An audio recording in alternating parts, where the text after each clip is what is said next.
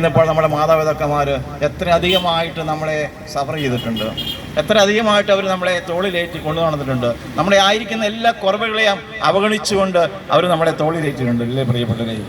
എന്നാൽ ഇപ്പോൾ വാർദ്ധക്യ സഹജമായ പല പ്രശ്നങ്ങളിൽ കടന്നു പോകുന്ന മാതാപിതാക്കന്മാരെ മക്കൾ അവഗണിക്കുന്നു. ഈ അവഗണനയിൽ നിന്നുകൊണ്ട് നമ്മൾ പറയും, ഞാൻ എൻ്റെ മതത്തിൻ്റെ എല്ലാ കാര്യങ്ങളും ഞാൻ കൃത്യമായിട്ട് ചെയ്യുന്നുണ്ടെന്ന്. പക്ഷേ പ്രിയപ്പെട്ടവരെ, നമുക്ക് തെറ്റുപറ്റിയിരിക്കുന്നു. നമ്മൾ സ്നേഹത്തിൻ്റെ മക്കളല്ല, നമ്മൾ ഇരുട്ടിൻ്റെ മക്കളായിട്ട് മാറിപ്പോയിരിക്കുന്നു. സഹോദരനെ വെറുക്കുന്നവൻ കൊലപാതകയാണെങ്കിൽ പ്രിയപ്പെട്ടവരെ, നമ്മുടെ മാതാപിതാക്കളെയും അയൽക്കാരനെയും നമ്മുടെ കൂട്ടുകാരെയും ഒക്കെ നമ്മൾ വെറുപ്പിലേക്ക് നമ്മൾ ചേർത്ത് വയ്ക്കുമ്പോൾ, വെറുപ്പിൻ്റെ വേലിക്കെട്ടിനകത്തോട്ട് അവരെ ചേർത്ത് വയ്ക്കുമ്പോൾ പ്രിയപ്പെട്ടവരെ, നമ്മളും അതേ പാപം തന്നെ ചെയ്യുന്നു. അതേ ഇരുട്ടിൻ്റെ മക്കളായിട്ട് നമ്മൾ മാറിപ്പോകുന്നു പ്രിയപ്പെട്ടവരെ.